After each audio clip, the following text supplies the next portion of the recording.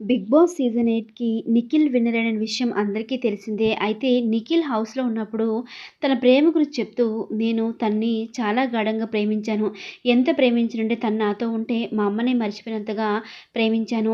తను నా లైఫ్‌లోకి వచ్చాక అంతకుముందున్న 1, 2 కూడా నేను మర్చిపోయాను అంటూ నిఖిల్ తన ప్రేమ గురించి చెప్పుకొస్తాడు. ఇక దాంతో పాటుగా తను కన్నీరు పెట్టుకుంటూ, ఈసారి నేను హౌస్‌లోంచి బయటికి వెళ్ళాక సరాసరి తన దగ్గరికి వెళ్తాను. తను ఒప్పుకున్నా, ఒప్పుకోకపోయినా తన్నే పెళ్లి చేసుకుంటాను. ఒకవేళ తను ఒప్పుకోకపోతే లేపుకొచ్చి మరీ తన్నే పెళ్లి చేసుకుంటాను. తను కాదన్నా ఏడ్చినా సరే పడతాను అంటూ నిఖిల్ అయితే బిగ్ బాస్ హౌస్‌లో చెప్తూ ఉంటాడు. ఇక అది విన్న ప్రేక్షకులు కూడా కన్నీరు పెట్టుకుంటారు. ఎలాగైనా సరే నిఖిల్, కావ్య మళ్ళీ కలవాలి అంటూ కామెంట్స్ అయితే తెగ పెడతారు బిగ్ బాస్ ప్రేక్షకులు. అయితే ఇందులో భాగంగానే నిఖిల్ విన్నర్ అయ్యి బయటికి వచ్చాక బిగ్ బాస్ బజ్ ఇంటర్వ్యూకి అయితే వెళ్తాడు. ఇంకా అందులో అర్జున్ అంబటి, నువ్వు హౌస్‌లో ఉన్నప్పుడు నీ ఎక్స్ గురించి మాట్లాడావు కదా! చాలా ఎమోషనల్ అయ్యావు కదా! మరి ఇప్పుడు నువ్వు ట్రోఫీ గెలిచావు.